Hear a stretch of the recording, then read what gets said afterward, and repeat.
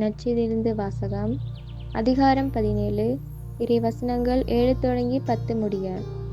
அக்காலத்தில் ஆண்டவர் உரைத்தது: உங்கள் பணியாளர் உழுதுவிட்டோ மந்தையை மேய்த்துவிட்டோ வயல்வெளியிலிருந்து வரும்போது அவரிடம், நீர் உடனே வந்து உணவருந்த அமரும் என்று உங்களில் எவராவது சொல்வாரா?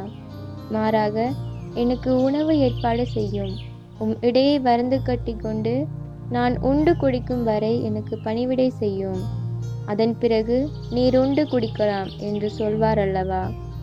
தாம் பணித்ததை செய்ததற்காக அவர் தம் பணியாளருக்கு நன்றி கூறுவாரோ?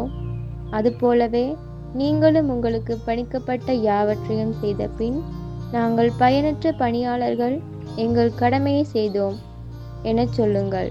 இது ஆண்டவர் வழங்கும் அருள்வாக்கு. கிறிஸ்துவே உமக்கு புகழ்.